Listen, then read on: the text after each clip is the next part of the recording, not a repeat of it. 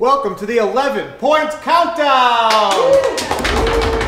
Today we are counting down the best sitcoms of the 1990s. I'm Sam Greenspan. I'm joined today by writer Elliott Owen, everyone. Elliott, are you ready to count down the best sitcoms of the 90s? I sure hope so. And keep in mind, these are shows that had the bulk of their years in the 90s, so things like The Simpsons are eligible, but Will and Grace isn't. Will and Grace would have made the list, though. Yeah, I hope so. The number 11 best sitcom of the 90s is Third Rock from the Sun. You got Lithgow, you got Jane Curtin, you've got French Stewart, and then you have this like beautiful young lady who grew up to be Joseph Gordon-Levitt. And the thing about him, and I have no idea how they got his hair so shiny. So did it bother you when he shaved it off for 50-50 many years later? It was actually, that was like watching a real life kind of Samson and Delilah story for all you Bible nerds out Number there. 10 best sitcom of the 90s is Married with Children. All right, another great one.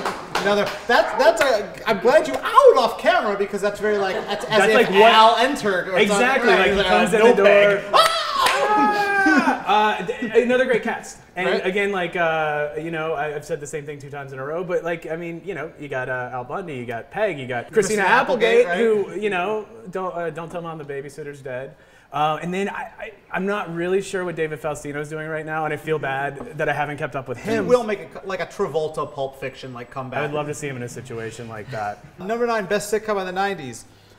It's from my hometown, The Drew Carey Show. Love it. Cleveland. Yeah, Cleveland. Cleveland, more great shows. And again, when you're watching that show, you have no idea that someday Drew Carey was going to be admonishing you to spay and neuter your pets. Like, you know, like all these years later, it's like a weird thing, and I feel like a skinny Drew Carey. Like it's a weirdly skinny Drew Carey. You wonder, you're like, are you okay? Like, is there like, some... should 50-50 have been about him? Exactly. Is there an issue? Are you going to shave your head Joseph Gordon-Levitt style? Number 8 best sitcom of the 90s.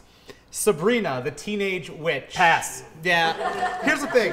We're slightly too old for that wave of TGIF programming. Yeah. Like, Step by Step was much more in Cody? step. Yeah. What a bro. You know? Family Matters. Family Matters. Urkel. But I will say this. Of all the shows that are on this list, Sabrina is the only one that has a talking cat. That's as high a praise as I will give it. Number 9, best sitcom of the 90s, staying on the ABC Friday night lineup, Full House. Oh my God. I think the one thing that it taught me more than anything was that adorable twin toddlers are a renewable resource. Because they were like, oh, Olsen twins, sorry, you guys aren't cute anymore. We'll bring in the little toe-headed munchkins that were spawned by, Jesse and Lori McLaughlin. And my question was like, I think it's just Lori Loughlin, not Lori McLaughlin. Laughlin. That's a whole different TGIF. The Olsen TGIF twins, show. they had 2 of them playing one. So when they brought in those 2, I was wondering if they was like they were like part of quintuplets or something. Right, so they exactly. always had they ready to they had 4 kids and they always had to throw the wigs on. Yeah, in a Duggar situation. I don't know what's going on with those guys. The number 6 best 90s sitcom is Home Improvement. Home Improvement. Great show. Yeah, I mean, everyone was grunting. It took America by storm. Right. It was so much grunting. Lost it's just a lot of Santa Clauses off of that grunt. Oh my God, so many Santa Clauses. But no, it was a show that really resonated with me at the time. I was the same age as those kids. I had 2 brothers. You the oldest or middle or youngest? I was the oldest. So you were the Zachary Ty Bryant of this scene. Not the Jonathan Taylor Thomas. Why isn't he the biggest movie star in the world? I know, I wanted now? to be JTT so bad.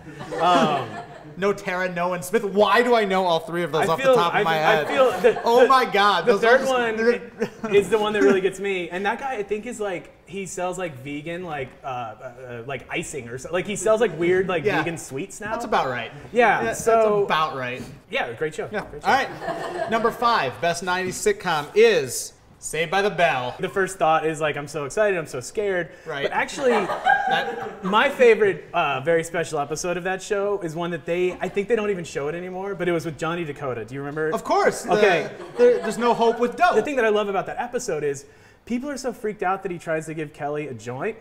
Nobody cares that he's hanging out with 16-year-old girls in his party. Right. And then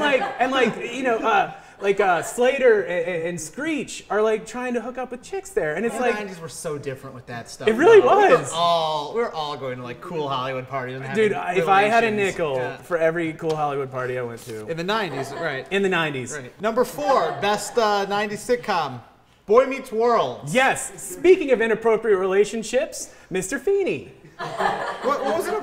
Well, all right. There was no like him and Topanga, was there? He had that kind of this weird kind of overly boundary-free relationship with Ben Savage's character, who was always just showing up in their driveway. I guess he was a neighbor, or maybe he was homeless. Right. Yeah. Number 3, best sitcom of the 90s.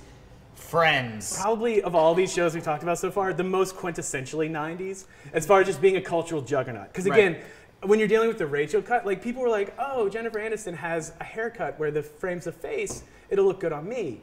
What I wonder is, like, why did other shows not pick up on that? Like, why did, like remember Arnold's haircut in Different Strokes? Yeah. He had, like, it was like an afro, but it had a part in it. And that didn't catch on as much. Well, not with you. I couldn't make it work, and I think that's probably I'm part of what sorry. the problem is. Yeah, I know, me too. Number 2, best 90s sitcom is, love this is number 2. Good call. Fresh Prince of Bel-Air. Yes. Yeah, right? Yes.